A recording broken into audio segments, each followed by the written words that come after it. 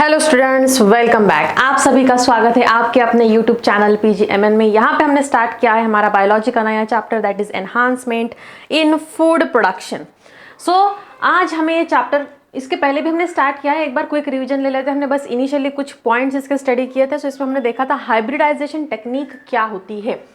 एक quick revision लेते हुए देख लेते हैं कि क्या कहते हैं भाई इस चैप्टर में। सो हाइब्रिडाइजेशन एंड इट्स टेक्निक, अभी हाइब्रिडाइजेशन हमने पढ़ा था हमारे मेंडल भाई साहब के चैप्टर में। सो हाइब्रिडाइजेशन में हमने क्या किया था, कोई भी दो या फिर दो से ज्यादा अलग अलग वैरायटीज के कुछ कैरेक्टर्स मिक्स किए थे और आने वाला जो जनरेशन था उस जनरेशन के हर एक इंडिविजुअल में इस कैरेक्टर का हमें कॉम्बिनेशन मिला था। यही होता है हाइब्रिडाइजेशन। सो हाइब्रिडाइजेशन इस मेथड का यूज इसलिए किया जाता है कि अगर हमें डिजायरेबल कैरेक्टर्स को कंबाइन करना है दो या दो से ज्यादा अलग अलग वैरायटीज के, और एक ही कैरेक्टर में या एक ही इंडिविजुअल में इन सब कैरेक्टर्स को एक साथ लेकर आना है, इस टाइम पे हम हाइब्रिडाइजेशन टेक्निक को यूज करते हैं। नाउ हाइब्रिडाइजेशन के हमने टाइप्स देखे थे, जिसमें था एक इंट्रा वेराइटियल जो कि डिफरेंट वैरायटीज में किया जाता है, इंट्रा स्पेसिफिक था जिसमें अलग अलग स्पेसीज के बीच में किया जाता है, एंड एक था इंटरजेनेरिक जिसके अंदर अलग अलग जीनस को बिलोंग करने वाले अलग अलग जेनेरा को या फिर अलग अलग फैमिली को बिलोंग करने वाले प्लांट्स का या फिर स्पेसीज का हाइब्रिडाइजेशन किया गया था। नाउ मूविंग फॉरवर्ड, ओके, अभी जब अगर हमें हाइब्रिडाइजेशन करना है सो हाइब्रिडाइजेशन के अलग अलग स्टेप्स होते हैं। सो इन स्टेप्स को अभी हमें देखना है। ओके, सो हाइब्रिडाइजेशन का फर्स्ट स्टेप होता है हमें अलग अलग वैरायटी को कलेक्ट करना है। क्यों कलेक्ट करना है? अगर हमने हाइब्रिडाइजेशन करना है तो इसके पहले हमें डिसाइड करना है कि हमें कैरेक्टर कौन कौन से चाहिए, फिर जो कैरेक्टर हमें चाहिए ये कैरेक्टर हमें कौन से वैरायटी से मिलने वाले हैं, फिर जो भी वैरायटी उस कैरेक्टर को शो करती है हमें उस वैरायटी को कलेक्ट करना है। सो ये हमारा फर्स्ट स्टेप। सो वैरायटी को कलेक्ट करने के लिए हम क्या क्या यूज कर सकते हैं? So we can use wild species या फिर कुछ रिलेटिव्स यूज कर सकते हैं इसके, जिनमें हमारा जो डिजायर्ड ट्रेट है या फिर हमें जो रिक्वायर्ड कैरेक्टर है ये उसमें प्रेजेंट हो। इनको हमें कलेक्ट करना है और प्रिजर्व भी करके रखना है। देन ये जो एंटायर कलेक्शन रहता है जिसमें हमें अलग अलग एलिल्स मिलते हैं या फिर जो रिक्वायर्ड वेरिएशंस हमें चाहिए था ये मिलता है। सो इन सब को कलेक्टिवली कहा जाता है germ plasm collection. So the entire collection having all the diverse alleles that is variation for all the genes in a given crop, it is known as germ plasm connection. Then variations जो रहते हैं ये useful है for the, या फिर ये useful होते हैं इन द सिलेक्शन प्रोसेस। ठीक है, जितने भी वेरिएशंस आ रहे हैं हमें उतने सिलेक्शन करने हैं, या फिर हमें ये डिपेंड करता है कि हमें सिलेक्शन कौन से कैरेक्टर के लिए करना है। सो डिपेंडिंग अपॉन वेरिएशन हम सिलेक्शन करते हैं स्पेसीज का। देन उसके बाद में आता है जो जर्म प्लाज्म कंजर्वेशन होता है, इसके अलग अलग आपको मेथड्स दिए हुए। ओके, सो एक बार हम अच्छे डिटेल में देख लेते हैं। सो कलेक्शन ऑफ वेरिएबिलिटी, यानी हमें जो अलग अलग कैरेक्टर्स चाहिए ये हमें किस तरह से कलेक्ट करने होंगे। सो सबसे पहले हमें आइदर हम वाइल्ड स्पेसीज को यूज कर सकते हैं या फिर रिलेटिव्स जो है हमारे कल्टिवेटेड स्पेसीज को स्पेसीज के, इसको भी यूज कर सकते हैं। फिर उसे हमें कलेक्ट करना है और एज वेल एज इसको हमें प्रिजर्व भी करके रखना है। देन आफ्टर दैट ये जो पूरा कलेक्शन होता है जिसमें अलग अलग डाइवर्स एलिल्स होते हैं या फिर अलग अलग वेरिएशंस पाए जाते हैं, इस कंप्लीट कलेक्शन को हम जर्म प्लाज्म कलेक्शन बोल सकते हैं। सो जर्म प्लाज्म कलेक्शन यानी क्या होता है, हमें जितने भी वेरिएशंस चाहिए इन सब का जो कलेक्टिव कलेक्शन होता है इसे जर्म प्लाज्म कलेक्शन कहा जाता है। नाउ जो भी वेरिएशंस होते हैं ये सब सिलेक्शन के लिए यूजफुल होते हैं, यानी डिपेंडिंग अपॉन द वेरिएशन हम प्लांट को सेलेक्ट कर सकते हैं कि हमें क्या चाहिए। देन अभी हमने देखा है कि हमने जितना भी वेरिएबिलिटी को चूज किया है सो इसको हमें collect as well as preserve भी करना है। So for the preservation germ plasm conservation, इसके लिए कौन कौन से मेथड्स है या फिर कौन से मेथड फॉलो किए जाते हैं। सो इस कंजर्वेशन के लिए दो मेथड्स है। अभी कंजर्वेशन का मीनिंग होता है किसी चीज को स्टोर करके रखना या फिर वो जिस कंडीशन में है उसी कंडीशन में उसको सेफली वैसे ही स्टोर करके रखना, इसे कंजर्वेशन कहा जाता है। सो कंजर्वेशन के दो टाइप्स यहाँ पे है, एक है इन सिचु कंजर्वेशन और एक होता है एक्स सिचु कंजर्वेशन। अभी इन सिचु इसमें क्या आता है, इसके अंदर आता है फॉरेस्ट और कुछ नेचुरल रिजर्व्स। इन सिचु में क्या है कि जो भी हमारे प्लांट्स है या फिर जो भी स्पेसीज हमारे इंटरेस्ट के हैं इन सब स्पेसीज को नेचुरली वो जहाँ पे पाए जाते हैं वहीं पे अगर इनका कंजर्वेशन हो रहा है then it is known as in situ conservation. इसके एग्जाम्पल आते हैं, अगर हम फॉरेस्ट के फॉर्म में किसी स्पेसीज को या फिर फॉरेस्ट में किसी स्पेसीज को स्टोर या फिर कंजर्व करके रखा हुआ है, इस बात का ध्यान दिया गया है कि फॉरेस्ट में से इस स्पेसीज का पूरी तरह से सर्वनाश ना हो। सो ये होता है इन सिचु कंजर्वेशन, या फिर किसी भी नेचुरल रिजर्व से अगर हम हमारे प्लांट को कंजर्व कर रहे हैं then it is known as in situ conservation. Okay, इसके बाद में जो सेकंड हमारा टाइप है ये है एक्स सिचु कंजर्वेशन। सो अब इसमें क्या होता है, सो ये इसका एग्जैक्टली अपोजिट होगा। इसमें हमने क्या किया है, नेचुरली कुछ भी नहीं किया हुआ है। इसमें हमने एक बोटेनिकल गार्डन्स बनाए हैं, यानी कि ह्यूमन बीइंग ने खुद से कुछ इस तरह के गार्डन्स बनाए हैं जहाँ पे कुछ स्पेसिफिक स्पेसीज को उगाया गया है या फिर वहाँ पे उनको कंजर्व किया गया है। इसी को कहा जाता है बोटेनिकल गार्डन। सो अगर किसी स्पेसीज को हमने बोटेनिकल गार्डन में लगाकर वहाँ पे कंजर्व किया है then it is known as ex situ conservation. एक और एग्जांपल एक्स सिचु के अंडर आता है which is this seed bank. Okay, अभी काफ़ी इस तरह के प्लांट होते हैं जिन्हें हम एज इट इज फॉर्म में नहीं रख सकते। सो हम इनके जो सीड्स होते हैं, so we can store the seeds of that plant, इसे कहा जाता है सीड बैंक। सिंपल, जैसे ब्लड बैंक में अलग अलग ब्लड ग्रुप को या फिर अलग अलग ब्लड सैंपल को स्टोर करके रखा हुआ होता है, उसी तरह से सीड बैंक में अलग अलग स्पेसीज के सीड्स को स्टोर करके रखा हुआ होता है। सो आई होप कि फर्स्ट स्टेप आपको समझ में आया होगा हाइब्रिडाइजेशन का। अब हमने फर्स्ट स्टेप में क्या किया है, हमने सिर्फ वेरिएबिलिटी का सिलेक्शन किया है। इसके बाद में हमें करना है, हमने वेरिएशन को सेलेक्ट कर लिया है कि हमें कौन से कैरेक्टर चाहिए। After that evaluation and selection of parents करना है। अभी हमने सेलेक्ट कर लिया कि भाई हमें कौन से कैरेक्टर के साथ आगे बढ़ना है, कैरेक्टर को सेलेक्ट कर दिया। अभी हमें पेरेंट्स को चूज करना है कि कौन से पेरेंट हमें ये वाले कैरेक्टर दे सकते हैं। सो हमें पता है कि कौन से पेरेंट्स हमें ये कैरेक्टर देने वाले हैं, बट स्टिल हमें डायरेक्टली इन कैरेक्टर्स को या फिर इन पेरेंट्स को नहीं लेना होता है, हमें पेरेंट्स को इवैल्यूएट करना होता है। इवैल्यूएट यानी कि हाँ, दिख तो रहा है कि इसका कलर वाइट है, दिख तो रहा है कि फ्लावर का कलर पिंक है, बट क्या एक्चुअल में ये पेरेंट जो है ये प्योर है, हमें प्योर पेरेंट्स चाहिए। सो इसलिए हमें इवैल्यूएशन करना होता है। सो जो भी हमने जर्म प्लाज्म को कलेक्ट किया है इसको हम इवैल्यूएट करते हैं या फिर स्क्रीन करते हैं। ओके, इवैल्यूएट करना है यानी इसको क्रॉस चेक किया जाता है। क्यों करते हैं, हमें आइडेंटिफाई करना है कि हमने जो डिजायर्ड कैरेक्टर को सेलेक्ट किया है क्या ये डिजायर्ड कैरेक्टर्स हमारे सेलेक्टेड प्लांट्स में है या नहीं, इसके लिए हमें इसका स्क्रीनिंग करना होता है। देन आफ्टर दैट जिस पेरेंट को हमने सेलेक्ट किया है ये पेरेंट्स कैसे होने चाहिए। सो फर्स्ट ऑफ ऑल हमारे पेरेंट्स हेल्दी होने चाहिए। ओके, देन इनके अंदर हमने जो भी डिजायर्ड फीचर को कंसिडर किया था ये फीचर इनमें एक्चुअल में प्रेजेंट होने चाहिए। उसके बाद में जो भी हमने सेलेक्ट किए हुए होते हैं पेरेंट्स, आफ्टर इवैल्यूएशन इनको हमें सेल्फ क्रॉस करने देना होता है कम से कम 3 या 4 जनरेशन के लिए, ताकि हमें जो भी आगे वाला जो एक फाइनल पेरेंट मिल रहा है ये प्योर या फिर ये होमोजाइगस रहे। ओके, सो हमें क्या करना है, सेल्फ पॉलिनेशन होने देना है कम से कम 3 से 4 जनरेशन तक, फिर हमें प्योर या फिर एक होमोजाइगस पेरेंट मिल जाते हैं। एंड इसे करने के लिए हमने क्या करना है, प्योर लाइन्स को सेलेक्ट करना है, उन्हीं का मल्टीप्लिकेशन करने देना है और फिर इसी को यूज करना है हमें हाइब्रिडाइजेशन के प्रोसेस में। ओके, सो सेकंड स्टेप जो थी हमारी, इसको हम अब डिटेल में देखते हैं। सो इसमें हमें इवैल्यूएशन करना है पेरेंट्स का और सिलेक्शन भी करना है पेरेंट्स का। हमने फर्स्ट स्टेप में कैरेक्टर को डिसाइड कर दिया है, सेकंड स्टेप में अभी हमें चाहिए कि पेरेंट्स मिल जाए हमें। सो हमें जर्म प्लाज्म को अच्छे से कलेक्ट कर लिया है, इसको हमने इवैल्यूएट कर लिया, यानी आइडेंटिफाई कर लिया कि ये जो भी हम कैरेक्टर डिजायर्ड कैरेक्टर्स है हमारे वो इसमें प्रेजेंट है या नहीं है। इसके बाद में कुछ क्राइटेरिया जो पेरेंट्स में प्रेजेंट होने ही चाहिए। सो हमारा पेरेंट हेल्दी होना चाहिए, विगरस होना चाहिए और हमारे पेरेंट्स में जो भी डिजायरेबल बट कॉम्प्लीमेंट्री फीचर्स है ये सब भी प्रेजेंट होने चाहिए। डिजायरेबल भी होने चाहिए और कुछ इसके साथ साथ कॉम्प्लीमेंट्री फीचर्स यानी एक्स्ट्रा भी कुछ होना चाहिए। इसके बाद में जो भी हमने पेरेंट्स को सेलेक्ट किया है इसको हमें सेल्फ फेड यानी कि इनका सेल्फ पॉलिनेशन करना है कम से कम 3 से 4 जनरेशन तक।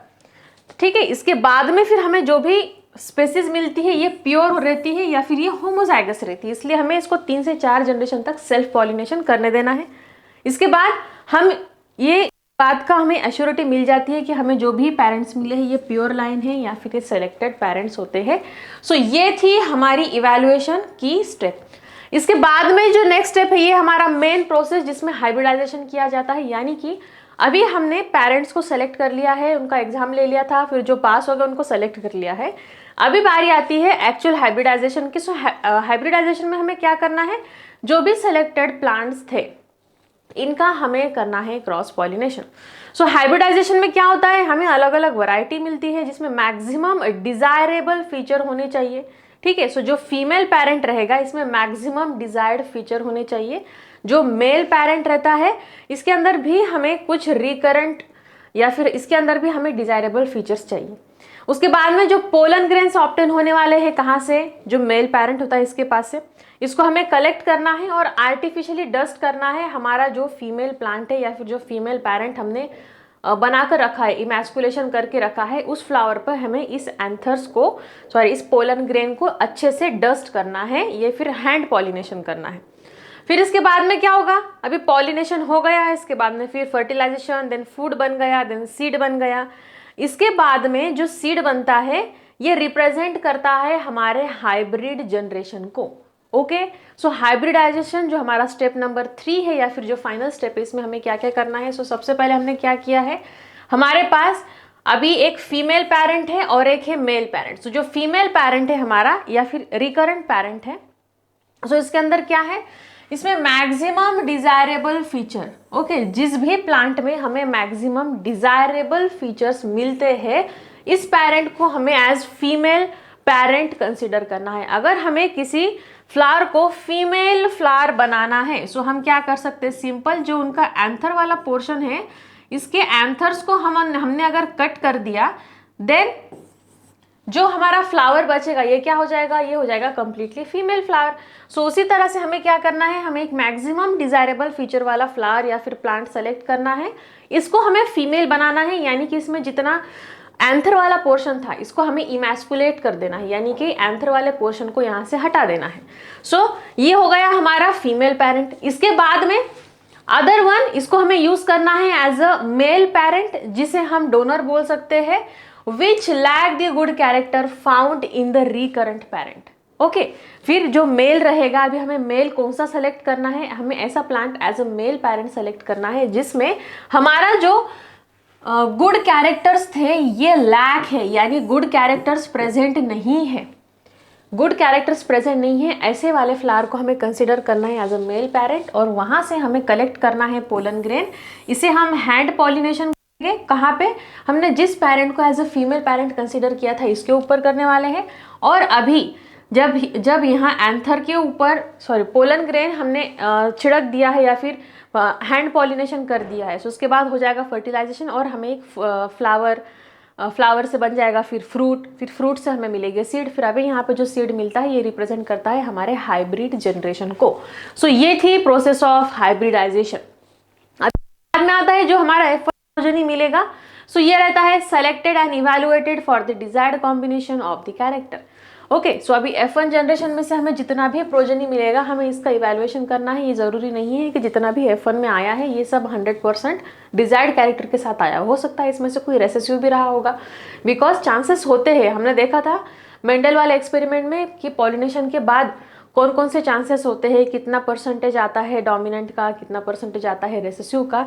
सो उसी तरह से हाइब्रिडाइजेशन के बाद भी जो हमारा फर्स्ट F1 जनरेशन मिलता है इसमें से हमें सेलेक्टेड प्लांट्स निकालने हैं, जिन प्लांट्स में एक्चुअल में हमने जो डिजायर्ड कॉम्बिनेशन रखा था ये आया है, इसको हमें सेलेक्ट करना है और इसको इवैल्यूएट भी करना होता है। इसके बाद में आता है हमारा नेक्स्ट वाला प्रोसेस जिसमें हमें करना है selection, testing of the superior recombinant, यानी कि कंप्लीट प्रोसेस हो गया है। अभी हमारा F1 जनरेशन हमें मिल गया है। सो अब इस F1 जनरेशन में से हमें कुछ इस तरह के प्लांट्स या इस तरह के हाइब्रिड्स को सेलेक्ट करना है और टेस्ट करना है जिनमें सुपेरियर रिकॉम्बिनेशन पाया गया है।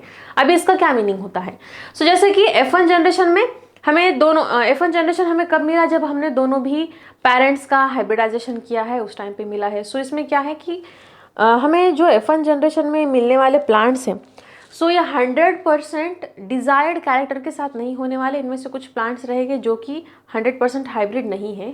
सो अभी हमें क्या करना है, इनमें से सिलेक्शन करना है कि कौन कौन से प्लांट्स हमारे डिजायर्ड थिंग के अकॉर्डिंग या फिर हमारे जो डिजायर्ड कैरेक्टर्स थे इनके साथ आए हैं।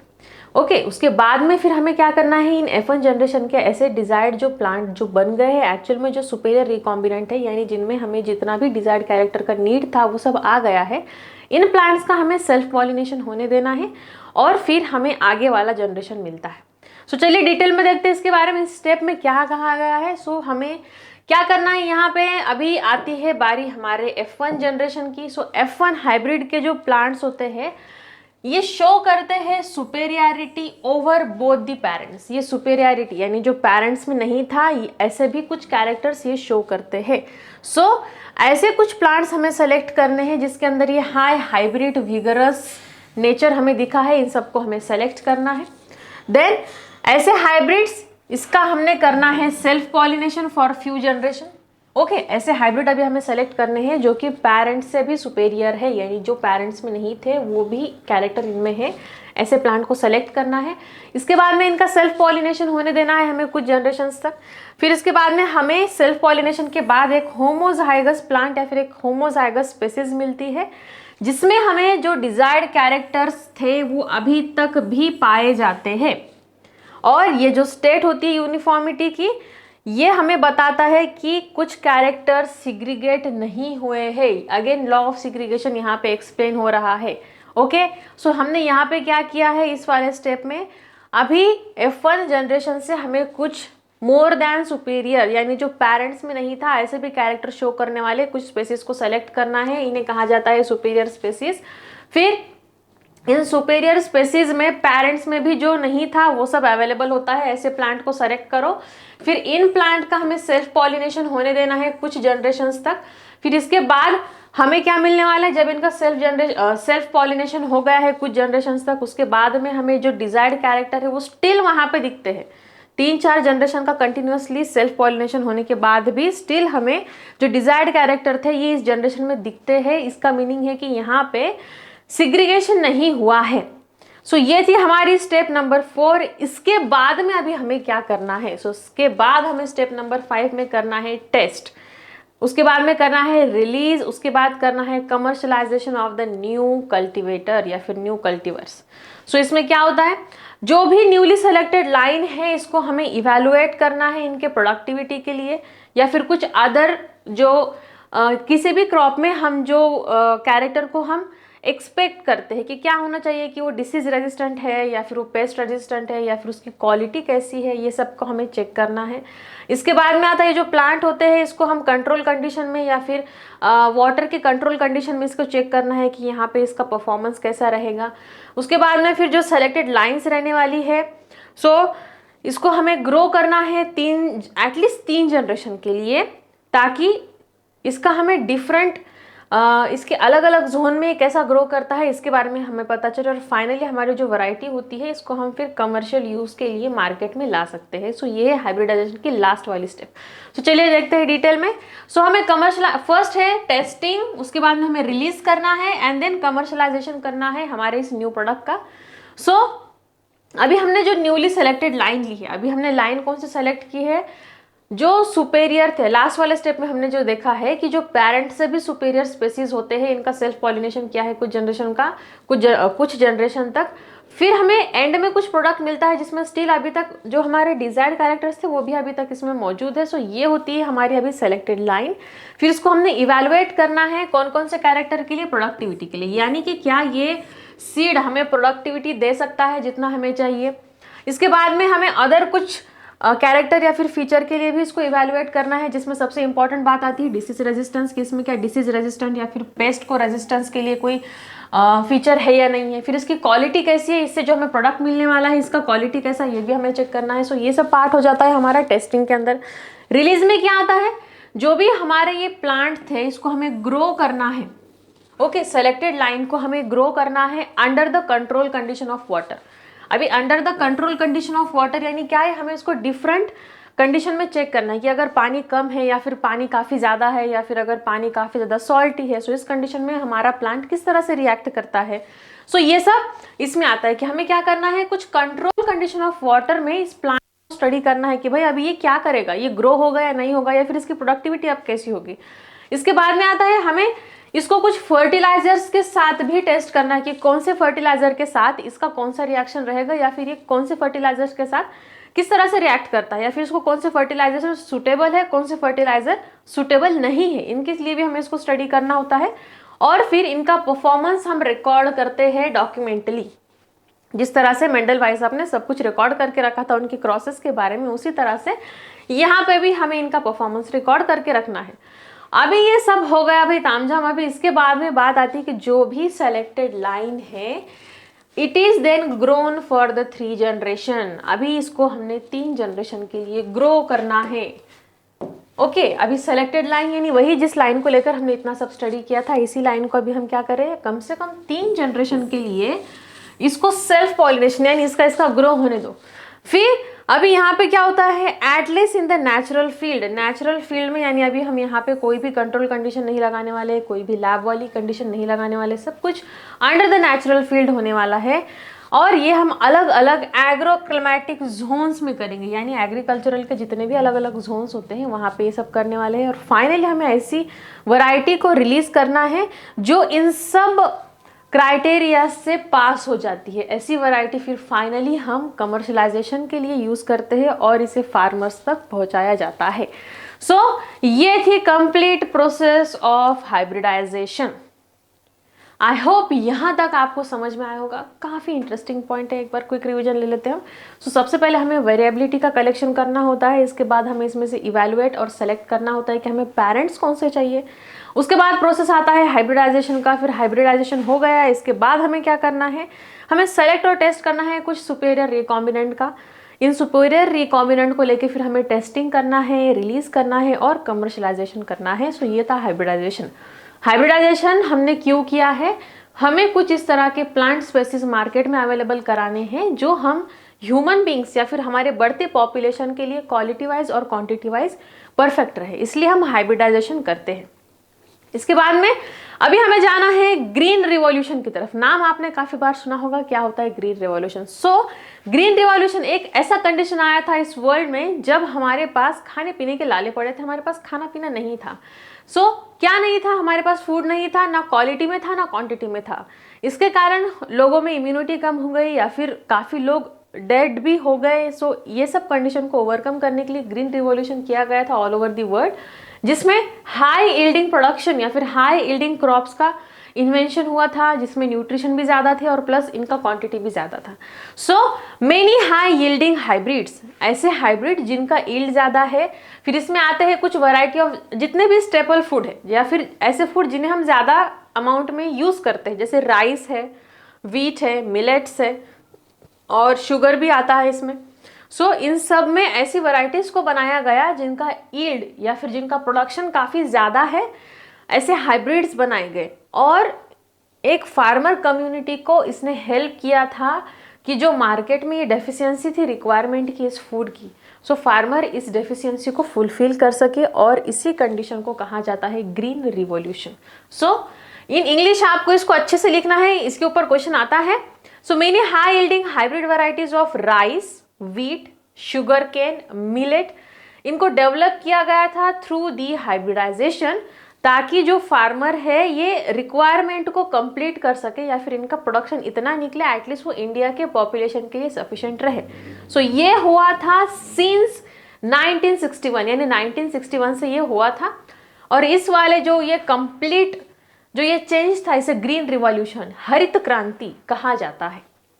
सो इसका फोकस क्या था या फिर इसका एम ये था कि पॉपुलेशन का जो नीड था फूड के लिए इसको कंप्लीट किया जाए, और इसके लिए जितने भी स्टेपल फूड्स थे जो हम मैक्सिमम यूज़ करते हैं वो क्वालिटी और क्वांटिटी वाइज मैक्सिमम यील्डिंग इसका आए, इसके लिए कुछ रिवॉल्यूशन हुआ था। ईयर याद रखना है आपको 1961, it is known as the green revolution. So चलिए बढ़ते हैं आगे। अभी आपको स्टेप्स ऑफ हाइब्रिडाइजेशन एक बार क्विक रिवाइज कर लेना है।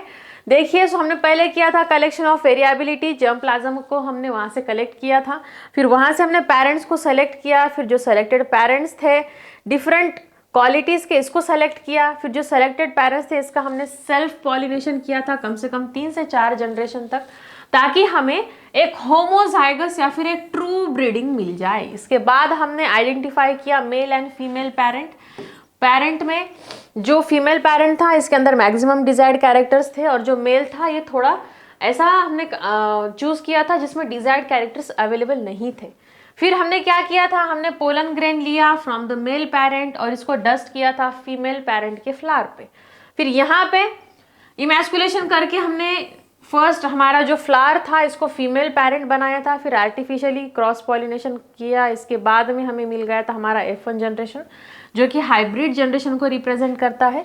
फिर यहाँ F1 जनरेशन से हमें कुछ डिजायर्ड कैरेक्टर्स वाले कॉम्बिनेशन हमने सेलेक्ट किए, फिर हमने इनके ऊपर फील्ड ट्रायल्स लिए थे एंड फाइनली हमने हमारी वैरायटी को मार्केट में रिलीज किया। ये है कंप्लीट स्टेप्स जो कि हाइब्रिडाइजेशन में परफॉर्म हुए थे। अब इसके बाद में हमें कुछ इंटरेस्टिंग पॉइंट स्टडी करना है इंडियन हाइब्रिड क्रॉप्स के बारे में कि इंडिया में कौन कौन से हाइब्रिड क्रॉप्स थे। ये चैप्टर भी कंप्लीटली थ्योरेटिकल है बट बोर होने जैसा कुछ भी नहीं है बच्चों, इसमें काफ़ी इंटरेस्टिंग है जो हमारे रियल लाइफ से रिलेटेड है कि हम क्या खा रहे हैं, क्या पी रहे हैं, कहाँ से आ रहा है, कैसा आ रहा है, ये सब इसमें दिया हुआ है। तो बोर नहीं होना है, अपना बुक अपने सामने ओपन रखो और एक माइंड में बना के रखो कि आज तो इस चैप्टर का बजा ही देंगे, इसको कर ही देंगे। चलिए बढ़ते हैं आगे।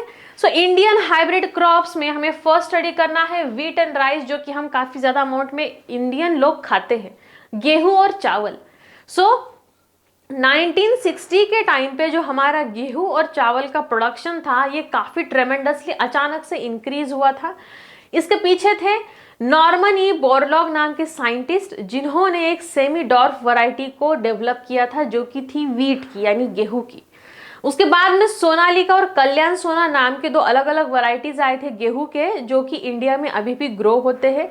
अभी जो राइस का एक सेमी डॉर्फ वैरायटी बनाया था सो इसका एग्जाम्पल है IR8 that is international rice research institute की तरफ से इस वैरायटी को इंडिया में इंट्रोड्यूस किया गया था। और एक है ताइवान की तरफ से आया हुआ ताइचंग नेटिव 1, ये भी एक राइस का ही नाम है। इसके बाद में जया, पद्मा, रत्ना, ये एक बेटर यील्डिंग और सेमी डॉर्फ राइस वैरायटी है जो कि बाद में हमारे इंडिया में ही डेवलप हुआ है। ओके, सो अभी आपको इसमें क्या याद रखना है, इसमें से क्वेश्चंस कैसे बनते हैं। इसमें क्वेश्चन आपको ऑब्जेक्टिव टाइप में आते हैं कि नाम पूछ लिया, ये कौन से कंट्री से बने थे या फिर ये वैरायटी में स्पेशल क्या है, ऐसे क्वेश्चन आते हैं।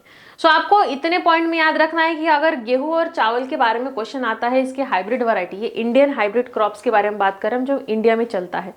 सो गेहूं और चावल के बारे में अगर बात करें सो 1960s अभी ये वही वाला ईरा है जब ग्रीन रिवॉल्यूशन हुआ था। ओके, सो इस वाले कंडीशन में जो हमारे गेहूं और चावल का प्रोडक्शन था ये अचानक से ट्रेमेंडसली इंक्रीज हो गया था बिकॉज ऑफ ग्रीन रिवॉल्यूशन। सो जो नॉर्मन ई बोरलॉग नाम के साइंटिस्ट थे जो कि एक्चुअल में जिनका काफ़ी कंट्रीब्यूशन था हमारे ग्रीन रिवॉल्यूशन में, सो इन्होंने डेवलप किए थे कुछ semi dwarf varieties of the wheat यानी गेहूं के कुछ सेमी डॉर्फ वैरायटी को इन्होंने डेवलप किया था। सोनालिका और कल्याण सोना ये दो नाम आपको याद रखना है। ओके, सोनालिका और कल्याण सोना ये दो अलग अलग हाइब्रिड वैरायटीज है गेहूं के जो कि इंडिया में ग्रो होते हैं। नाम पे से पता चलता है सोनालिका ये इंडिया का ही होगा और कल्याण सोना ये भी इंडिया का ही होगा। सो ये गेहूं की वैरायटीज है, ये याद रखना है आपको। उसके बाद में राइस के बारे में अगर हम बात करें तो कुछ सेमी डॉर्फ वैरायटीज थी राइस की। एक है IR8 that is international rice research institute के द्वारा आया गया था ये इंडिया में, और एक ताइवान की तरफ से आया था दैट इज दी ताइचंग नेटिव 1, ये राइस की वैरायटीज है। सो अब इसके बाद में semi dwarf varieties of rice जो कि इंडिया में डेवलप हुए थे बाद में। सो इसके एग्जांपल है जया, पद्मा, रत्ना, ये काफ़ी ज़्यादा यील्ड में देने वाले प्रोडक्ट्स थे इंडिया की, यानी इनका जो प्रोडक्शन था काफ़ी ज़्यादा था। इसके बाद में हमें आगे का नेक्स्ट वाला हमारा क्रॉप देखना है शुगर केन, गन्ना, ऊस। सो ये क्या होता है, जो शुगर केन यानी जो हम एक सोर्स होता है हमारे पास शुगर के प्रोडक्शन का that is the sugar cane जिसका सैकरम बारबेरी ये साइंटिफिक नेम होता है। ये हमारे इंडिया का ही एक प्रोडक्ट है जो कि एक्चुअल में नॉर्थ इंडिया और साउथ इंडिया दोनों भी तरफ पाया जाता है जो सैकरम बारबेरी है। सो ये इसका ओरिजिन है नॉर्थ इंडिया से, और जो सैकरम ऑफिसिनेरम है, ऑफिसिनेरम ये साउथ इंडिया से बिलोंग करता है। अब इन दोनों स्पेसीज में कुछ अलग चीज थी, क्या थी? सो जो ऑफिसिनेरम था साउथ इंडिया वाला, सो इसका स्टेम जो था ये काफ़ी ठीक था और इसमें शुगर का जो कंटेंट था ये भी काफ़ी ज़्यादा कंटेंट था, बट ये नॉर्थ इंडिया में ग्रो नहीं हो पाता है। ओके, जो साउथ इंडिया का वैरायटी है दैट इज सैकरम ऑफिसिनेरम, इसके अंदर कुछ स्पेसिफिक एक क्राइटेरिया या फिर फीचर था जिसमें क्या था कि जो इसका स्टेम था ये काफ़ी ठीक था और इसमें जो शुगर कंटेंट था ये भी काफ़ी ज़्यादा था, बट ये वाली स्पेसीज हमारे नॉर्थ इंडिया में ग्रो नहीं हो पाती है। अभी जो दो अलग अलग वैरायटीज है फिर इनका क्रॉस पॉलिनेशन किया गया और एक डिजायरेबल क्वालिटी वाला शुगर केन पाया गया जिसमें शुगर का कंटेंट भी ज़्यादा था प्लस इसका स्टेम भी मोटा था या फिर बड़ा था और ये नॉर्थ इंडिया में ग्रो भी हो सकता था। अभी इस हाई यील्डिंग शुगर केन के कुछ नाम इसमें है CO 419, 421, 453, काफ़ी अलग अलग नाम है। आपको एक टेबल बना के इसका थोड़ा सा स्टडी करना है। ये हाई शुगर कंटेंट डेवलप करने वाले कुछ वैरायटीज़ है जो कि इंडिया में कोयम्बतूर तमिलनाडु में पाए जाते हैं। शुगर केन में हमने क्या हाइब्रिडाइजेशन किया है? शुगर केन में देखिए सैक्रम बर्बेरी जो कि नॉर्थ साइड में आता है, नॉर्थ इंडिया में, और जो ऑफिसिनेरम है ये ऑफिसिनेरम आता है साउथ इंडिया में। अभी इन दोनों में क्या था, जो हमारा साउथ इंडिया वाला है ऑफिसिनेरम इसके अंदर स्टेम काफ़ी इसका थिक था और इसमें जो शुगर कंटेंट है ये भी काफ़ी हाई था। बट ये वाला स्पेसीज हमारे नॉर्थ में ग्रो नहीं हो पाता था। इसलिए क्या किया गया, इन दोनों स्पेसीज का किया गया क्रॉस और फिर एक डिजायर्ड स्पेसीज हमें मिली जिसमें कौन सी क्वालिटी थी, इसमें शुगर का कंटेंट भी ज़्यादा था और इसका स्टेम भी काफ़ी थिक था और ये हमारे नॉर्थ इंडिया में ग्रो हो सकता था। चलो भाई, कॉन्ग्रेचुलेशंस। इस तरह से हमें शुगर केन का एक हाइब्रिड वर्जन मिल जाता है। अभी इसके अंदर से हाई शुगर कंटेंट जो कि डेवलप किया गया है इंडिया में, इसके कुछ एग्जाम्पल है CO 419, 421 एंड 453, ये आपको याद रखना है और ये डेवलप हुए हैं और अभी पाए जाते हैं तमिलनाडु में। इसके बाद में हमें देखना है मिलेट्स। मिलेट्स यानी क्या, ये भी हमारे स्टेपल फूड का ही पोर्शन होता है जो हमारे फूड में काफ़ी अमाउंट में न्यूट्रिशन का कंट्रीब्यूशन देता है। मिलेट्स में आता है मेज, यानी जो हमारा मक्का होता है मेज, इसका नाम है गंगा 3। जवार में आता है CO 12 एंड बाजरा में आता है निफाड। ये क्या है, ये हमारे हाइब्रिड मिलेट्स है जो कि सक्सेसफुली इंडिया में डेवलप किए गए हैं और इन वैरायटीज़ में हमें यील्ड काफ़ी ज़्यादा मिलती है और ये वाटर के स्ट्रेस को रेजिस्टेंट है, यानी अगर अचानक से सूखा पड़ जाता है ये हमारा जो क्रॉप है या फिर जो हमारा फील्ड है प्रोडक्शन का, ये हमारा कंप्लीटली नुकसान में नहीं जाने वाला, ये प्लांट्स इसको बेयर कर सकते हैं। इन द मिलेट्स में हमने क्या देखा है, मेज, आपको ये नाम याद रखने हैं। मेज का नाम था गंगा 3, इसके बाद में है जवार जिसका नाम है CO 12 और बाजरा जिसका नाम है निफाड। ये सक्सेसफुली इंडिया में डेवलप हुए हैं और ये वैरायटीज़ कैसे है, ये हाई यील्डिंग वैरायटीज़ है और ये वाटर स्ट्रेस को रेजिस्ट कर सकते हैं, यानी अगर अचानक से सूखा पड़ता है ये प्लांट पूरी तरह से बिखर नहीं जाते, कुछ ना कुछ प्रोडक्शन तो देते ही है। इसके बाद आगे हमें देखना है plant breeding for the disease resistance. अभी plant breeding for disease resistance ये काफ़ी इंपॉर्टेंट पार्ट होता है बिकॉज काफ़ी बार ऐसा होता है कि फील्ड में क्रॉप आ जाता है बट अचानक से कुछ डिसीज आने के कारण हमारा पूरी तरह से जो हमारी फसल है बर्बाद हो जाती है। ऐसा ना हो इसलिए हमें कुछ प्लांट के ब्रीड ऐसे बनाने हैं जो कि डिसीजेस को रेजिस्टेंस रख सके, यानी कि कितना भी डिसीज आ जाए हमारा क्रॉप खराब नहीं होना चाहिए। ऐसे जो वैरायटीज़ हमने डेवलप किए हैं जो कि हमारे पैथोजन कॉजिंग डिसीज से अपने आप को सेफली प्रिवेंट करते हैं या फिर अपने आप को सेफ रखते हैं, ऐसे प्लांट्स को डिसीज रेजिस्टेंट प्लांट कहा जाता है। और एक basic technique which is used, it is the same as that for the normal hybridization process। इसके लिए भी हमने hybridization process का ही यूज़ किया हुआ है। डिसीज रेजिस्टेंट ब्रीडिंग बनाने के लिए हमने क्या करना है, सिंपल ऐसे प्लांट, अभी यहाँ पे इसमें आपको याद रखना है कि हमें ऐसे प्लांट क्यों चाहिए, आपको लिखना है। अगर आपको थ्योरी के क्वेश्चन में इसके ऊपर कुछ क्वेश्चन आता है तो कि हमें पहले लिखना है कि डिसीज रेजिस्टेंस प्लांट का रिक्वायरमेंट क्यों है, हमें क्यों चाहिए ऐसे इस तरह के प्लांट। हमें इसलिए चाहिए बिकॉज ताकि हमारा जो फसल है बर्बाद ना हो, सिंपल इसलिए ही हमें चाहिए। इसके बाद में आता है ऐसे प्लांट जिसमें इस वाला प्रॉपर्टी हमने इंसर्ट कर दिया है, इस ऐसे प्लांट को कहा जाता है डिसीज रेजिस्टेंस प्लांट। और इसके लिए बेसिक कौन सी प्रोसेस या फिर कौन सी टेक्निक हमें यूज़ करना है, इसके लिए हमें यूज़ करना है वही वाला अपना हाइब्रिडाइजेशन प्रोसेस। इसके बाद में कुछ डिसीज रेजिस्टेंट प्लांट्स जो कि अवेलेबल है या फिर जो हमने सक्सेसफुली बनाए हैं। इसमें आता है वीट का हिमगिरी नाम का जो वैरायटी है ये रेजिस्टेंस है एक डिसीज़ को, जिस डिसीज़ में आता है leaf and strip rust and hill bunt. इन डिसीजेस के लिए वाला स्पेसीज रेजिस्टेंट है। इसके बाद में आता है ब्रासिका क्रॉप जो कि इसका वैरायटी है पुसा स्वार्निम जो कि वाइट रस्ट के लिए रेजिस्टेंट है। Then cauliflower Pusa Shubhra.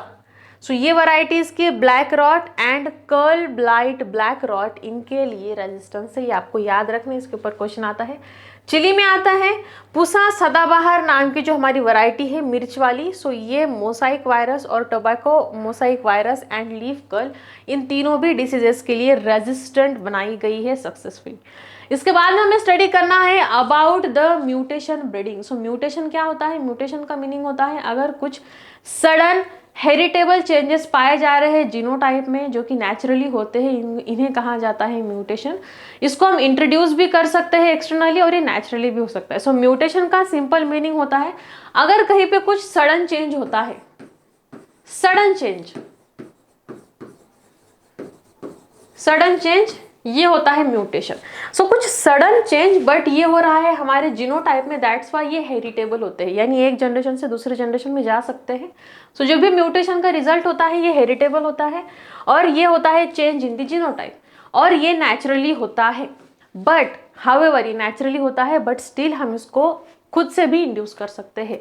It can also be induced by application of कुछ केमिकल म्यूटाजेंस। म्यूटाजेन का मीनिंग होता है ऐसे एजेंट्स जो म्यूटेशन को इंट्रोड्यूस कर सकते हैं या फिर म्यूटेशन को ला सकते हैं या फिर म्यूटेशन को प्रोड्यूस कर सकते हैं। सो ऐसे सभी केमिकल्स, इन्हें कहा जाता है केमिकल म्यूटाजेन। सो नेचुरल या फिर फिजिकल म्यूटाजेन के एग्जाम्पल है हाई टेम्परेचर। कौन कौन से ऐसे फैक्टर्स हैं जो म्यूटेशन को ला सकते हैं या फिर जो म्यूटेशन प्रोड्यूस कर सकते हैं? सो कुछ फिजिकल म्यूटेशन जिसके अंदर आता है हाई टेम्परेचर, उसके बाद में एक है high concentration of carbon dioxide, then X rays and UV rays. ये सब एग्जांपल आपको याद रखने हैं जो कि आते हैं नेचुरल या फिर फिजिकल म्यूटेशंस में। नाउ अभी आफ्टर दिस म्यूटेशन, अब इसमें क्या है, कुछ केमिकल म्यूटेशंस के एग्जांपल आपको याद होने चाहिए। सो केमिकल म्यूटेशन में एक है नाइट्रस एसिड है, देन ईएमएस का फुल फॉर्म है इथाइल मिथाइल सल्फोनेट।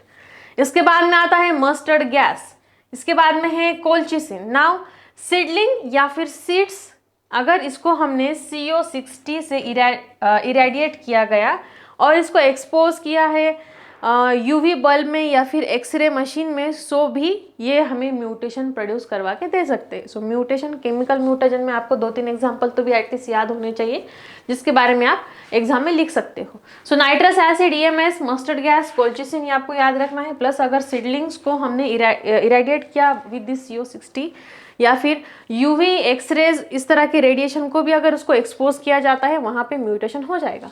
नाउ इसके बाद में हमें देखना है कि म्यूटाजेंस क्या करते हैं। सो म्यूटाजेन क्या करने वाले हैं, म्यूटेशन को इंट्रोड्यूस करेंगे या फिर म्यूटेशन को प्रोड्यूस करते हैं। फिर ये जीन में म्यूटेशन प्रोड्यूस करते हैं, क्रोमोसोम्स में एब्रिवेशन हो जाता है, ओके, एब्रेशन हो जाता है क्रोमोसोम्स में। फिर ये जो ट्रीटेड सीडलिंग्स होते हैं इसको स्क्रीन किया जाता है कि इनमें कुछ रेजिस्टेंस या फिर हाई यील्ड जैसा कोई हमारा रिक्वायर्ड कैरेक्टर प्रोड्यूस हुआ या नहीं। ओके, सो हमने क्या किया, सबसे पहले म्यूटाजेंस थे, म्यूटाजेन के साथ हमारे सीडलिंग्स को या फिर सीड्स को हमने ट्रीट किया ताकि इसमें कुछ म्यूटेशन हो। जैसे ही हमें लगता है कि हाँ म्यूटेशन हो गया होगा, फिर हमें म्यूटेशन को चेक करना है। म्यूटेशन चेक कैसे करेंगे हम, सिंपल हमें सीड के साथ प्रोडक्शन को टेस्ट करना है कि इसका प्रोडक्शन बढ़ा है, इसका यील्ड बढ़ा है क्या नहीं, या फिर इसके अंदर कुछ डिसीज रेजिस्टेंस पावर आया है या नहीं। सो इसको हमें स्क्रीन करना है। इसमें कुछ एग्जाम्पल्स आती हैं, जैसे जगन्नाथ जो कि वैरायटी है हमारे राइस की। सो एक चावल का वैरायटी है जगन्नाथ, इसको using this mutagen disease resistance बनाया गया है। इसके बाद में है NP836 जो कि हमारे गेहूं की वैरायटी है जो रस्ट रेजिस्टेंट है। इंदौर 2 एक कॉटन का वैरायटी है, ये रेजिस्टेंस है बॉलवर्म को, ये सब डिसीजेस के नाम है। इसके बाद में है रेजिना 2, ये वैरायटी है हमारे गोभी की, दैट इज द कैबेज, और ये बैक्टीरियल रॉट इस डिसीज के लिए रेजिस्टेंट है। नाउ कुछ plant breeding for the development of the plant breeding for developing resistance to insect या फिर पेस्ट। इंसेक्ट और पेस्ट के लिए रेजिस्टेंस प्रोड्यूस करना भी काफ़ी इंपॉर्टेंट होता है। अभी क्यों, बिकॉज देखो जो भी इंसेक्ट है या फिर पेस्ट है ये कंप्लीटली क्या करता है, ये अपना फीडिंग या फिर अपने खुद का खाना हमारे जो प्लांट्स है, क्रॉप है, इसके ऊपर ये डिपेंड होते हैं। सो अगर इंसेक्ट या पेस्ट का काफ़ी हेवी अटैक होता है किसी क्रॉप पर, तो इतना हेवी हो जाता है कि हमारा क्रॉप पूरी तरह से तहस नहस हो जाएगा। सो ऐसा ना हो इसलिए काफ़ी इंपॉर्टेंट है कि हमारा जो प्लांट का ब्रीड है वो इंसेक्ट या पेस्ट के लिए रेजिस्टेंस रहे। ओके, सो रेजिस्टेंट करने के लिए जैसे हमने बीटी कॉटन के एग्जांपल में देखा था कि अगर प्लांट ऐसे प्लांट कोई पेस्ट या फिर इंसेक्ट खाता है, सो क्राइजिन क्या करता है, एक टॉक्सिन रिलीज करके उन इंसेक्ट्स को मार देता है। सो ये एक वे है या फिर ये एक तरीका है हमारे प्लांट को डिसीज रेजिस्टेंट बनाने का। या फिर हम कुछ मॉर्फोलॉजिकली भी चेंज कर सकते हैं। जैसे मान लो कि हमने हमारे प्लांट के मॉर्फोलॉजी में चेंज कर दिया, अगर उसके लीफ हमने हेयरी बना दी इन केस ऑफ कॉटन, या फिर वीट में हमने कुछ वेक्टर रेजिस्टेंट बना दिया, सो ये हमें हेल्प कर सकता है ताकि हमारा जो क्रॉप है इंसेक्ट या पेस्ट के अटैक से बचे। सो हमें इस तरह के अगर प्लांट बनाने हैं, so it is under the plant breeding for developing resistant to insect and pest. So इसको चलो डिटेल में देख लेते हैं। सो जो हमारे इंसेक्ट होते हैं या हर्बीवोर्स होते हैं, ये घास फूस खाने वाले लोग होते हैं, और ये क्या करते हैं, हमारे प्लांट या फिर हमारे क्रॉप की क्वालिटी और क्वांटिटी दोनों के ऊपर भी ये बहुत गंदा इफेक्ट दे सकते हैं। दैट्स वाई हमें हमारे क्रॉप को इन कीड़े मकोड़ों से बचा के रखना है। अभी अगर हमने प्लांट को इनसे बचा के रखना है, तो ये काफ़ी ज़रूरी है कि हमारे प्लांट में इनके लिए रेजिस्टेंस प्रोड्यूस हो। सो इस रेजिस्टेंस को प्रोड्यूस करने के लिए हमारे पास कौन कौन से तरीके हैं। सो इसमें फर्स्ट आता है डेवलपमेंट ऑफ मॉर्फोलॉजिकल कैरेक्टर, यानी बाहरी तौर पे हमें हमारा प्लांट में कुछ चेंजेस प्रोड्यूस करने हैं। सो ये कौन कौन से हो सकते हैं। सो इसमें आता है कि हमने अगर कॉटन में हेयरी लीव्स को प्रोड्यूस कर दिया, या फिर इन केस ऑफ वीट अगर हमने गेहूं में vector resistance from the jassids, jassid के लिए वेक्टर रेजिस्टेंस प्रोड्यूस कर दिया, या फिर सीरियल लीफ बीटल, इन सब के लिए हमने कुछ चेंजेस कर दिए। So we can save our crop, हम हमारे क्रॉप को इंसेक्ट के रेजिस्टेंस से बचा सकते हैं, और हमारा ब्रीड जो है ये बन जाएगा इंसेक्ट या फिर पेस्ट रेजिस्टेंस। इसके बाद में कुछ जो सॉलिड स्टेम्स होते हैं वीट के, ये रेजिस्ट होते हैं, या फिर इनमें रेजिस्टेंस हम प्रोड्यूस कर सकते हैं to the stem borer. Stem borer यानी क्या है, कुछ ऐसे इंसेक्ट्स या फिर कुछ ऐसे लिविंग ऑर्गेनिजम्स, ये क्या करते हैं, हमारे जो क्रॉप में अगर हमने कुछ इस तरह से पौधे लगाए हैं, ओके, या फिर ये हमारा क्रॉप है, हमारा प्लांट है हमारे खेतों में, सो ये कुछ लिविंग ऑर्गेनिजम्स क्या करते हैं, आइदर उनके स्टेम पर ही अटैक करती है, यानी यहाँ नीचे से स्टेम को खाना स्टार्ट कर देंगे या फिर इसको तोड़ देंगे। फिर इसके कारण क्या होता है, हमारा पूरा क्रॉप कोलैप्स हो जाएगा और ये हमें प्रोडक्शन नहीं दे पाएगा। सो ऐसे कुछ ऑर्गेनिजम्स होते हैं जो सिर्फ स्टेम के ऊपर अटैक करते हैं। सो इनसे बचने के लिए हम एक काम कर सकते हैं कि मॉर्फोलॉजिकल चेंज में हम हमारा जो स्टेम है इसको सॉलिड बनाएंगे, ज़्यादा सॉलिड बनाएंगे, ताकि हमारा प्लांट जो है ये ऐसे टूट कर या फिर कोलैप्स होकर ना गिर जाए। देन उसके बाद में आता है कि हम कुछ बायोकेमिकल चेंजेस भी कर सकते हैं। अभी बायोकेमिकल चेंजेस यानी क्या कर सकते हैं हम, इंसेक्ट और पेस्ट को रेजिस्टेंस बनाने के लिए कुछ केमिकल इंड्यूस कर देना। फॉर एग्जाम्पल हाई एस्पर्टिक एसिड का कंटेंट अगर प्लांट में है, सो ये हेल्प करता है इंसेक्ट और पेस्ट को मार देने में। Then low nitrogen and sugar content in the maize में अगर नाइट्रोजन का कंटेंट लो है और शुगर का कंटेंट भी लो है, फिर ऐसे कंडीशन में क्या होता है, मेज पर अटैक करने वाले इंसेक्ट ऑटोमेटिकली कम हो जाते हैं, और इसके कारण हम स्टेम बोरर से हमारे प्लांट को रेजिस्ट कर सकते हैं। नाउ द नेक्टरलेस कॉटन, अगर हमने कॉटन का नेक्टर कम कर दिया, सो इसके कारण क्या हो जाएगा, हमारा जो smooth leaves develop resistance against the bollworm. So nectar के कारण हमारे जो लीफ होते हैं इस कॉटन के, सो ये क्या होते हैं, ये थोड़े से नेक्टर के कारण चिपचिपे हो जाते हैं, जिसके कारण कुछ बॉलवर्म जैसे जो वर्म्स होते हैं ये इजीली हमारे उस क्रॉप के लीव्स के ऊपर रह सकते हैं थोड़ी देर के लिए, ओके, या फिर वहाँ पे वो रह के अटैक कर सकते हैं और उस लीव्स को खा सकते हैं। बट अगर हमने कॉटन को नेक्टरलेस बना दिया, जिसके कारण हमारे प्लांट के जो लीव्स है ऐसे स्मूथ हो गए, सो स्मूथ लीव्स के ऊपर ये वर्म्स ज़्यादा देर तक नहीं टिक सकते। दैट्स वाई अल्टीमेटली ये क्या करेगा, हमारे प्लांट को बचाएगा इन बॉल वर्म्स से। सो ये हम मॉर्फोलॉजिकल चेंज कर सकते हैं अगर हमें हमारे प्लांट को सेव करना है। इसके बाद में कुछ पेस्ट रेजिस्टेंस वैरायटीज आपको दी गई है। सो ब्रासिका का पूसा गौरव नाम की जो वैरायटी है ये पेस्ट रेजिस्टेंस है। कौन से पेस्ट के लिए रेजिस्टेंस है, सो एफिड्स नाम के जो पेस्ट या फिर इंसेक्ट पेस्ट है इनके लिए रेजिस्टेंट है। इसके बाद में है फ्लैट बीन, जिसमें दो वैरायटीज है which is Pusa same 2 and Pusa same 3। ये दोनों भी jassids, aphids and fruit borer के लिए अगेंस्ट है, या फिर इनसे इनको रेजिस्टेंस प्रोड्यूस हो गया है। देन ओकरा यानी हमारा जो भिंडी है, सो पूसा स्वामिनी एंड पूसा A4, ये जो दो नाम है या फिर ये जो दो वैरायटीज है ये शूट एंड फ्रूट बोरर के लिए रेजिस्टेंस स्पेसीज प्रोड्यूस कर चुके हैं। सो ये थे कुछ एग्जाम्पल्स। नाउ इसके बाद में हमें काफी इंपॉर्टेंट वाला पॉइंट स्टार्ट करना है which is the tissue culture. काफी इंटरेस्टिंग पॉइंट होने वाला है।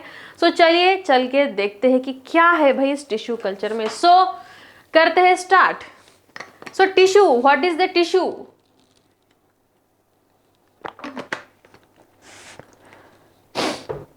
यस, सो टिश्यू क्या होता है? सो एक एक्चुअली टिश्यू आपको पता है कि अगर हम सेल का कोई बंच बनाते हैं या फिर group of the cells, it is known as tissue.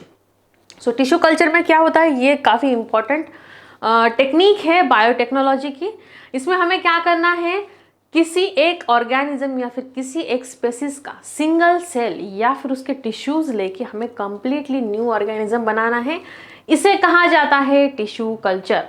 और ये सब होता है इन विट्रो यानी आउट ऑफ द बॉडी, एक लैबोरेटरी में होगा अंडर द कंट्रोल्ड कंडीशन।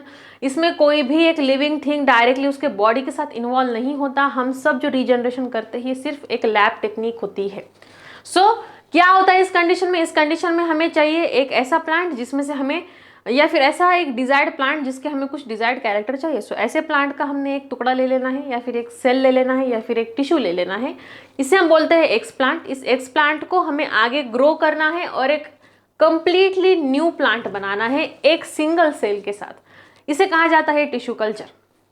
तो चलिए डिटेल में देखते हैं लाइन बाय लाइन, जैसे आपको बुक में दिया हुआ है। काफी इंपॉर्टेंट क्वेश्चन है या फिर इसके ऊपर काफी इंपॉर्टेंट क्वेश्चन बनता है बोर्ड एग्जाम के लिए। So don't skip this.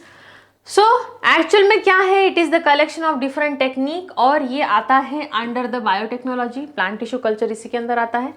अब इसमें क्या करना है, इसमें हमें आइसोलेटेड सेल यूज करना है या फिर टिश्यू यूज करना है या फिर ऑर्गन यूज करना है। इसको हमें ग्रो करना है इन विट्रो यानी लैबोरेटरी में ग्रो करना है। किसी लिविंग बॉडी की यहाँ पे नीड नहीं होती। किसी सॉलिड या फिर लिक्विड न्यूट्रिएंट मीडियम के ऊपर इसको ग्रो करते हैं हम। प्लस यहाँ पे हमें असेप्टिक कंडीशन मेंटेन करना होती है ताकि कोई भी माइक्रो ऑर्गेनिज्म आके यहाँ पे हड़कंप ना मचा ले या फिर खराब ना कर ले हमारा पूरा एक्सपेरिमेंट। इसलिए असेप्टिक कंडीशन को मेंटेन किया जाता है और control condition of the light, humidity, temperature to achieve the different objectives. और यहाँ पे जो पार्ट हम पुराने प्लांट का यूज करते हैं इसे एक्स प्लांट कहा जाता है। ठीक है। सो टिश्यू कल्चर में आपको याद रखना है कि टिश्यू कल्चर बायोटेक्नोलॉजी की ही एक ब्रांच है या फिर उसी की एक टेक्निक है। इसमें हम क्या करते हैं, इसमें हम कोई आइसोलेटेड सिंगल सेल को यूज कर सकते हैं, किसी टिश्यू को, किसी ऑर्गन को यूज कर सकते हैं।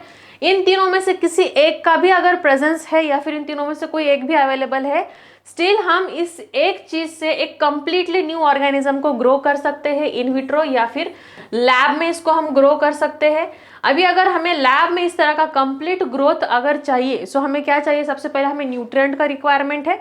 सो न्यूट्रिशन हम इसको कैसे दे सकते हैं, आइदर हम इसको सॉलिड मीडियम में देंगे या फिर लिक्विड मीडियम में उसको न्यूट्रिशन देते हैं। बिकॉज हमें क्या करना है, इन एक एक स्पेसिफिक थिंग को हमें ग्रो करके एक नया स्पेसिस बनाना है, कंप्लीटली एक नया। मान लो कि हमारे पास कोई एक लिविंग थिंग था जिसका भी हमारे पास सिर्फ हाथ अवेलेबल है और उसकी पूरी बॉडी गायब है।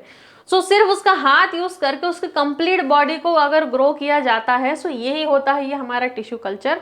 इसके लिए हमें असेप्टिक कंडीशन मेंटेन करना होता है, यानी हमें ऐसे कंडीशन मेंटेन करना है कि यहाँ पे सिंगल माइक्रो ऑर्गेनिज्म भी ना आ सके। ऐसे कंडीशन को कहा जाता है असेप्टिक कंडीशन। और प्लस हमें दूसरे भी कंडीशन को मेंटेन करना होता है जिसमें आता है लाइट, ह्यूमिडिटी, टेम्परेचर और भी काफी सारे स्पेसिफिकेशंस। ये इसलिए किया जाता है बिकॉज हमें क्या करना है, यहाँ पे डिफरेंट ऑब्जेक्टिव्स को अचीव करना है। और ऐसा पार्ट, अभी हमने ये तीनों भी जो देखे हैं, इसमें से जो भी पार्ट हम यूज कर रहे हैं फॉर द कंप्लीट ग्रोथ, इसे कहा जाता है x plant. Okay, very good. Now आपको इतना तो समझ में आया होगा। अभी बढ़ते हैं आगे और देखते हैं इस टिश्यू कल्चर के बारे में। सो क्या है टिश्यू कल्चर में और आगे दिया हुआ। सो प्लांट टिश्यू कल्चर, इसका जो मैकेनिज्म है या फिर इसका जो प्रिंसिपल है, ये होता है टोटीपोटेंसी। ये नाम आपने सुना होगा। टोटीपोटेंसी का क्या मीनिंग होता है, सिंगल सेल को यूज करके कंप्लीट ऑर्गेनिज्म का डेवलपमेंट या फिर एक सेल की ability to develop a complete organism. Single cell से कंप्लीट ऑर्गेनिज्म को डेवलप करने की जो सेल की एबिलिटी होती है, इसे टोटीपोटेंसी कहा जाता है। ये इनहेरेंट एबिलिटी होती है जो किसी लिविंग सेल में प्रोड्यूस या फिर किसी लिविंग सेल में प्रेजेंट होती है। ओके, एंड इसके बाद में आपको ये देखना है कि एक हैबरलैंड नाम के साइंटिस्ट थे जिन्होंने 1902 में क्या किया था, फर्स्ट टाइम एक कंसीव की थी आइडिया कि हम क्या कर सकते हैं, सेल कल्चर या फिर प्लांट मॉर्फोजेनेसिस इन विट्रो कर सकते हैं। ओके, सो इतना आपको समझ में आया बच्चों। टोटीपोटेंसी का क्या मीनिंग होता है कि अगर हम किसी सिंगल सेल को लेके कंप्लीट ऑर्गेनिज्म को ग्रो कर रहे हैं, सो अभी ये कैसे होगा, सिंगल सेल का हमें क्या करना है, यहाँ पे ग्रो करना है, डिवाइड रीडिवाइड काफ़ी ज़्यादा सेल डिवीजन होने के बाद फिर एक कंप्लीट ऑर्गेनिज्म बनकर तैयार होने वाला है किसी एक सिंगल सेल से। ओके, इसे कहा जाता है टोटिपोटेंसी। उसके बाद में ये जो आइडिया थे कि हम किसी प्लांट को इन विट्रो बना सकते हैं, यानी कि लैब में प्रोड्यूस कर सकते, तो ये सबसे पहले किसने रखा था? सबसे पहले ये आइडिया हैबरलैंड नाम के साइंटिस्ट ने 1902 में रखी थी। इन्होंने फर्स्ट टाइम ये बात कहा था कि हम इन विट्रो यानी किसी लैब कंडीशन में सेल कल्चर बना सकते हैं, यानी कि प्लांट का मॉर्फोजेनेसिस कर सकते हैं, कंप्लीट प्लांट को डेवलप कर सकते हैं। सो नाम आपको याद रखना है, हैबरलैंड नाम के साइंटिस्ट ने 1902 में ये बात कही थी। इसके बाद में हमें देखना है कि प्लांट टिश्यू कल्चर, इसका जो मीडियम है इसमें हमें क्या क्या चाहिए। सो आप लोग समझ रहे हो बच्चों कि हमें क्या करना है। सो प्लांट टिश्यू कल्चर में यस, ये है प्लांट टिश्यू कल्चर। सो इसमें क्या होता है बेसिकली, ये जो हमारा एक मदर प्लांट है, या फिर मान लीजिए कि मेरे पास इतना एक प्लांट है, काफ़ी रेयर प्लांट है, मुझे इसका प्रोडक्शन करना है बट कम टाइम में ज़्यादा प्रोडक्शन करना है। सो हम इसका क्या कर सकते हैं, इसके लिए हम प्लांट टिश्यू कल्चर को यूज़ कर सकते हैं। कैसे? इस मदर प्लांट से हमने एक्स प्लांट ले लिया, यानी इसका कोई भी एक सिंगल सेल ले लिया, कोई भी कहाँ का भी।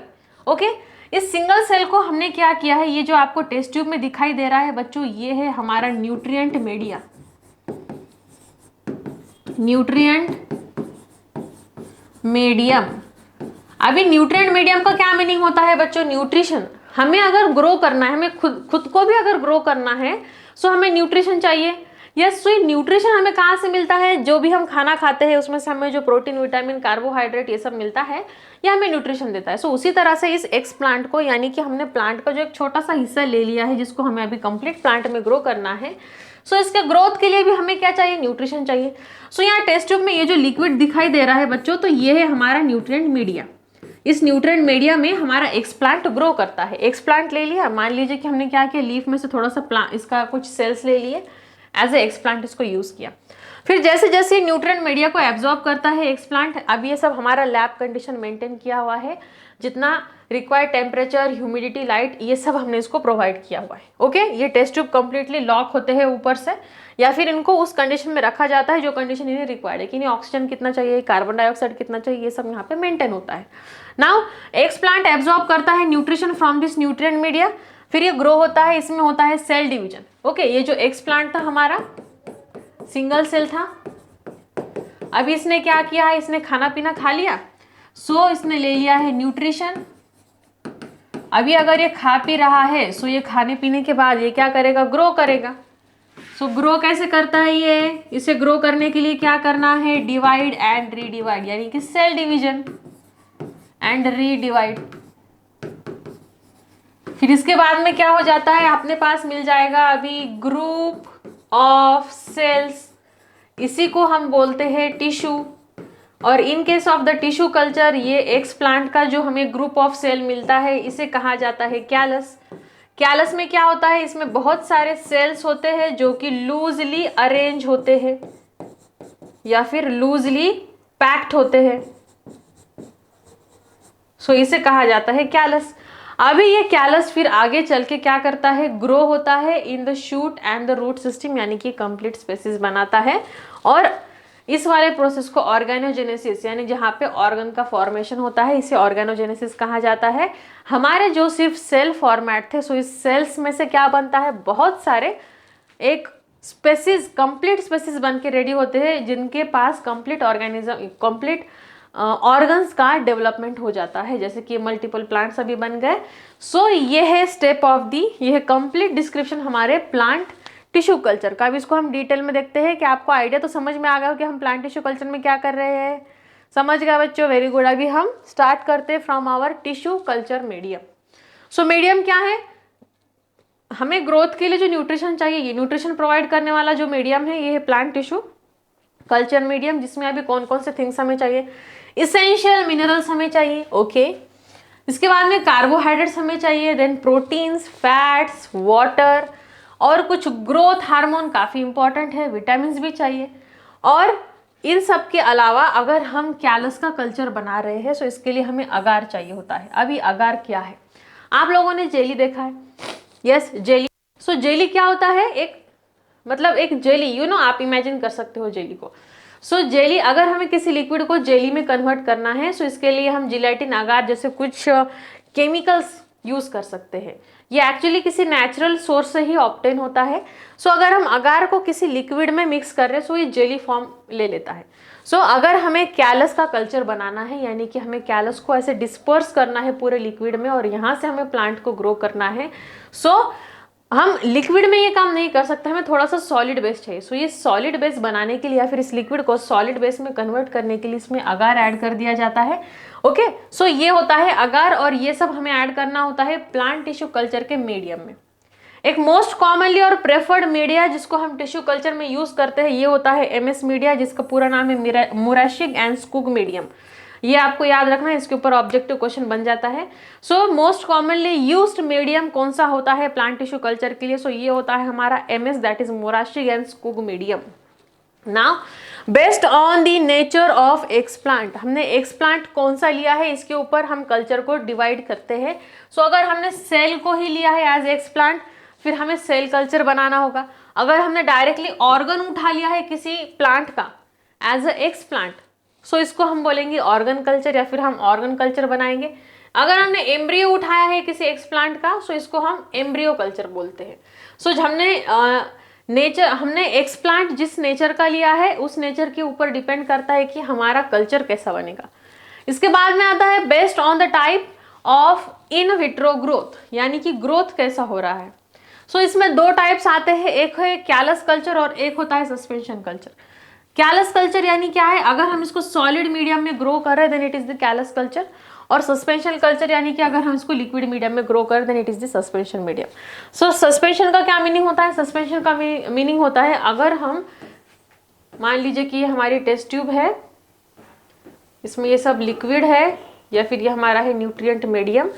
ओके, और इस न्यूट्रिएंट मीडियम में हमने क्या किया है? हमारे सेल्स को सस्पेंड किया है, या फिर यह है हमारे एक्सप्लांट की कुछ सेल्स जो इसमें सस्पेंडेड है। ओके, सो इसमें क्या है? एक कंप्लीट लिक्विड है और इसमें थोड़ा सा हमारे सेल्स सस्पेंडेड है, दैट्स व्हाई इसे सस्पेंशन कल्चर कहा जाता है। कैलस कल्चर क्या होता है? अगार को हम इसमें ऐड कर देते हैं, अगार एक जेल जो बनाता है। सो जो हमारे पेट्री प्लेट्स होते हैं लैब में, ओके, सो इसमें अगार डाल देते हैं इसी मीडिया को। मान लीजिए कि यही वाला कल्चर है और इसको अभी हमें सॉलिड में डेवलप करना है, या फिर कैलस था और इसको अभी हमें सॉलिड कल्चर में बनाना है। सो हम इसमें अगार ऐड कर देते हैं और इस प्लेट के ऊपर इसको ऐसे स्प्रेड कर देते हैं, और फिर यहाँ से हमें एक एक स्पेसीज बन के रेडी होती है, फिर ऑर्गेनोजेनेसिस होने लगता है। ओके, सो ये दो टाइप होते हैं डिपेंडिंग अपॉन द ग्रोथ, की इन विट्रोस का ग्रोथ कैसे होता है। नाउ अब ये बात आती है मेन असेप्टिक कंडीशन मेंटेन करने की। सो असेप्टिक कंडीशन का क्या मीनिंग होता है कि यहाँ पे असेप्टिक कंडीशन यानी कि no micro organism, MO micro organism. Micro organism अगर बिल्कुल भी प्रेजेंट नहीं है then it is known as the aseptic condition. ये काफ़ी इंपॉर्टेंट होती है to avoid the contamination. Contamination का क्या मीनिंग होता है कि मिलावट होना, खराब होना, कहीं से भी कुछ मिस्टेक होना, कुछ भी मिक्स हो जाना जिसके कारण हमारा जो प्रोसेस है ये कहीं ना कहीं गड़बड़ हो जाता है। सो ऐसा ना हो, इसलिए हमें क्या करना है, हमारे जो भी प्लांट है या फिर हम जो भी प्रोडक्ट बना रहे हैं लैब में, सो इसका कंटामिनेशन हमें रोकना है। सो कंटामिनेशन का मीनिंग समझ में आ गया बच्चों?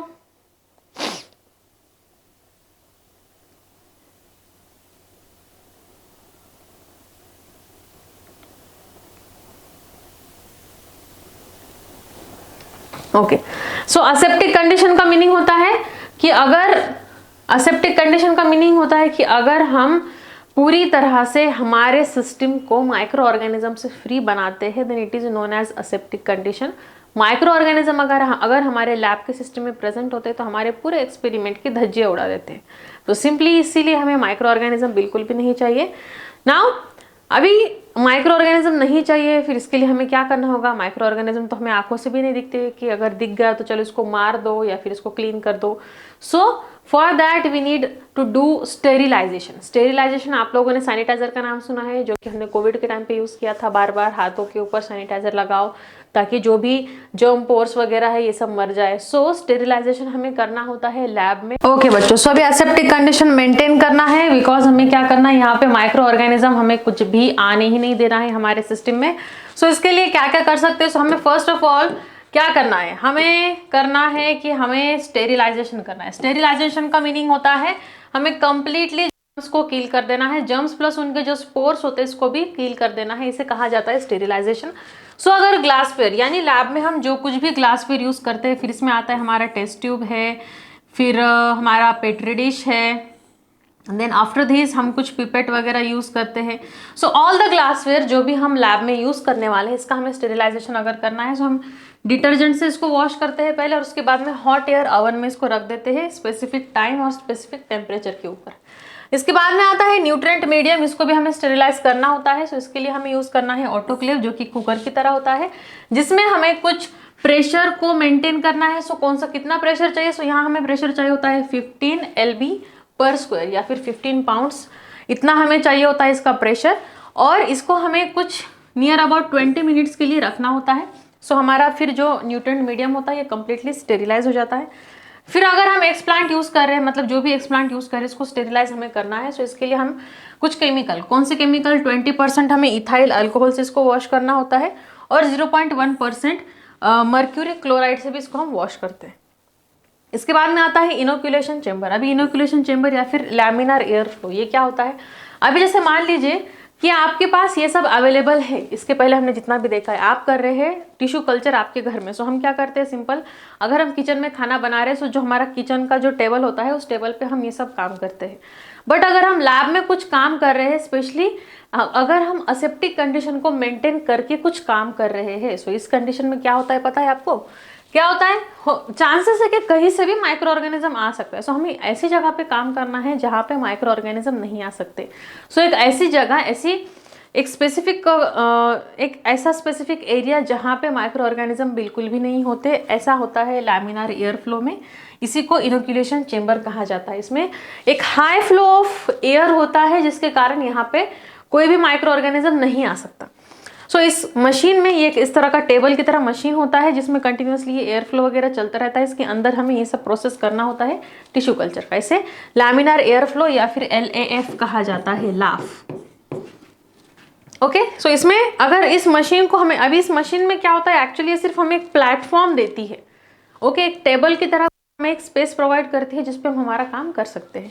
सो इस लैमिनार एयर फ्लो को अगर हमें सैनिटाइज या फिर स्टेरिलाइज करना है, सो इसके लिए हम इसके ऊपर UV रेज को पास कर सकते हैं 1 घंटे के लिए। बिफोर परफॉर्मिंग एक्चुअल जो हमारा एक्सपेरिमेंटल वर्क था, इसको करने से पहले हमें इसको स्टेरिलाइज करना होता है। सो इसके लिए हम यूज कर सकते हैं UV रेडिएशंस, या फिर हम इसको स्टेरिलाइज कर सकते हैं यूजिंग कुछ केमिकल रिएजेंट भी इसको हम स्टेरिलाइज कर सकते हैं। सो ये था हमारा मेंटेनेंस ऑफ असेप्टिक कंडीशंस।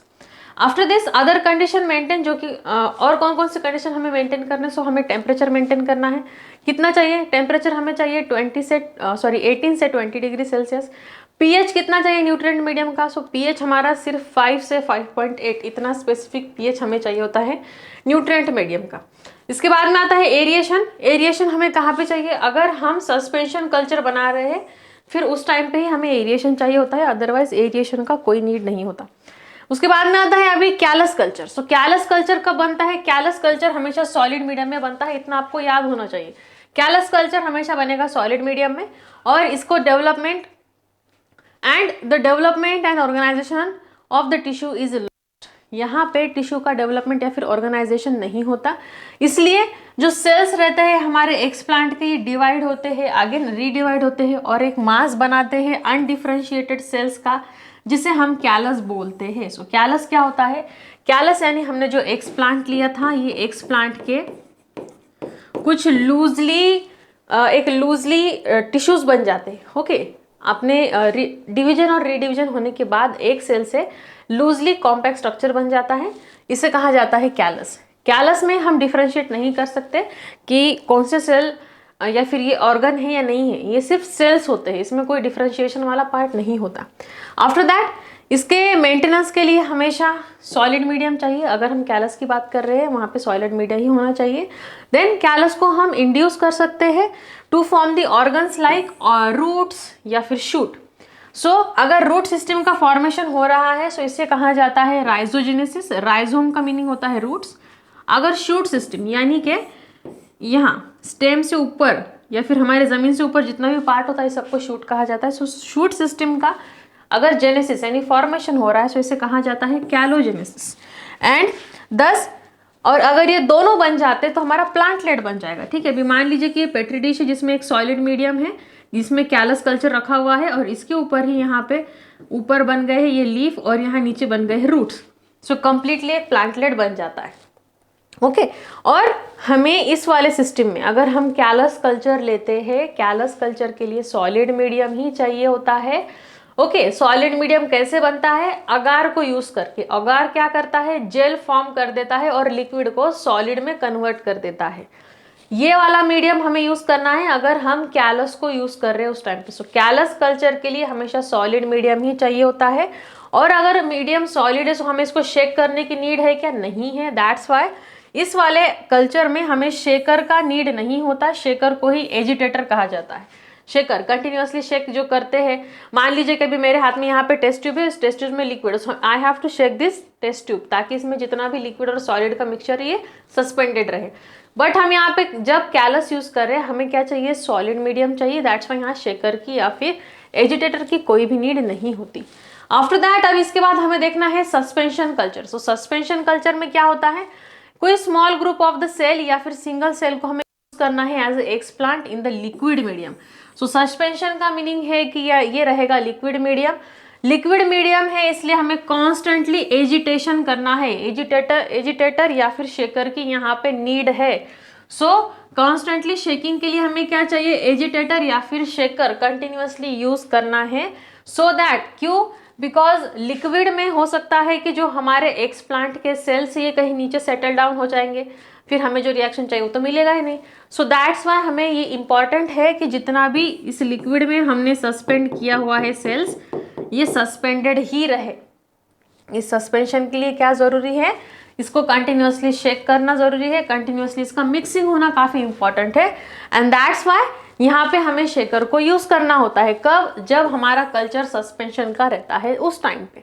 सो ये एक शॉर्ट में हमने देखा था कि प्लांट टिश्यू कल्चर में क्या होता है।